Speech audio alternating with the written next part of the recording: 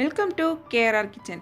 இன்றைக்கி நம்ம கிச்சனில் என்ன ரெசிபி பார்க்க போகிறோம்னா, நல்ல ஒரு அருமையான டிஃபன் ரெசிபி தான் பார்க்க போகிறோம். இன்றைக்கி பன் தோசை எப்படி செய்கிறதுன்னு தான் பார்க்க போகிறோம். இந்த பன் தோசை பார்த்திங்கன்னா இன்ஸ்டண்ட்டாக செய்யக்கூடியது தான்.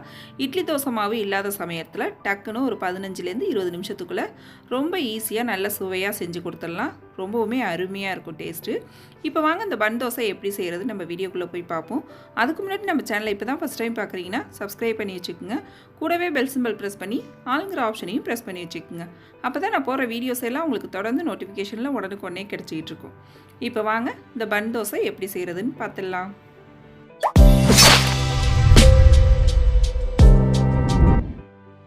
இப்போ பன் தோசை செய்கிறதுக்கு 1 டம்ளர் அளவுக்கு ரவை எடுத்து வச்சுருக்கேன். இப்போ இதை மிக்ஸி ஜாரில் சேர்த்துக்குவோம். இது கூடவே அதே டம்ளரில் ஒரு 1/4 டம்ளர் அளவுக்கு அரிசி மாவு சேர்த்துக்குவோம். அதே டம்ளரில் ஒரு 1/2 டம்ளர் தயிர் எடுத்திருக்கேன். இது புளிச்ச தயிராக இருந்ததுன்னா நமக்கு இன்னுமே டேஸ்ட்டு நல்லாயிருக்கும். இப்போ இதையும் இது கூட சேர்த்துக்கிறேன்.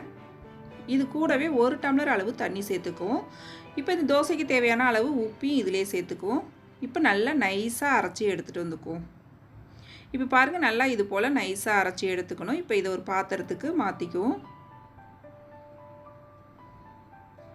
நம்ம இட்லி தோசை மாவுலாம் எப்படி இருக்கணுமோ அதே பக்குவத்துக்கு தான் இதை எடுத்துக்கணும். இது கூடவே கொஞ்சம் தண்ணி சேர்த்து கொஞ்சம் நம்ம தோசை மாவு பதத்துக்கு கரைச்சி எடுத்துக்குவோம். இப்போ இந்த அளவுக்கு தண்ணியாக இருக்குது. இதை நம்ம இப்போ ஊற வைக்கணும். ஊறினுச்சு அப்படின்னா கொஞ்சம் திக்காகும். இந்த ரவை ஊறி நல்லா திக்காகிடும். இது ஒரு 10 நிமிஷத்துக்கு ஊறினா போதும், ஊறிட்டு இருக்கட்டும். அதுக்கடையில் இதுக்கு தேவையான தாளிப்பு நம்ம ரெடி பண்ணிக்குவோம். அதுக்கு அடுப்பில் கடாய் வச்சு ஒரு 2 டீஸ்பூன் அளவுக்கு எண்ணெய் சேர்த்துக்குங்க. இதில் 2 டீஸ்பூன் கடலைப்பருப்பு, 1 டீஸ்பூன் உளுந்து, 1 டீஸ்பூன் கடுகு சேர்த்து நல்லா பொரிய விட்டுக்குங்க.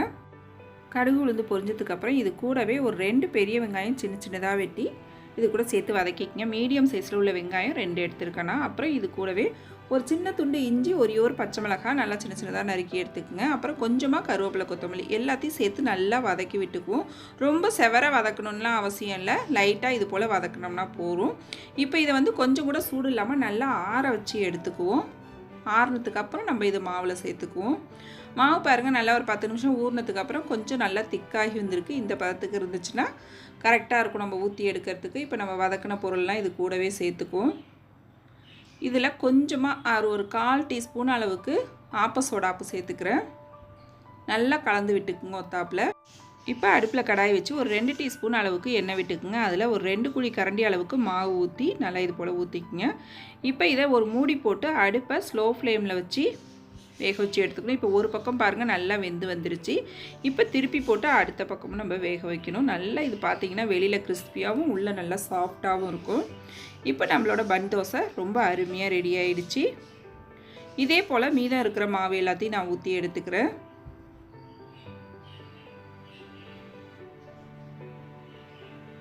இது போல் குழியான கடாயாக எடுத்துக்கிட்டிங்கன்னா ஊற்றுறதுக்கு நமக்கு நல்லா வரும் பன் தோசை.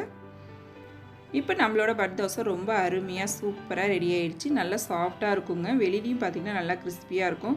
சட்னி சாம்பார் கூட சாப்பிட்றதுக்கு ரொம்பவே அருமையாக இருக்கும். கார சட்னி, கொத்தமல்லி சட்னி, இப்படி எது கூட வேணாலும் சாப்பிட்லாம். டேஸ்ட்டு ரொம்பவே சூப்பராக இருக்கும். நீங்களும் இந்த பன் தோசை ரெசிப்பியை செஞ்சு பாருங்கள். செஞ்சு பார்த்துட்டு எப்படி இருக்குன்னு எனக்கு கமெண்ட் பண்ணுங்கள். என்னோடய ரெசிபி பிடிச்சிருந்துன்னா லைக் பண்ணுங்கள், ஷேர் பண்ணுங்கள். மறக்காமல் நம்ம கேஆர்ஆர் கிச்சனை சப்ஸ்கிரைப் பண்ணி வச்சுக்கோங்க. நாளைக்கு வேறொரு ரெசிபியோடு சந்திப்போம். தேங்க்ஸ் ஃபார் வாட்சிங்.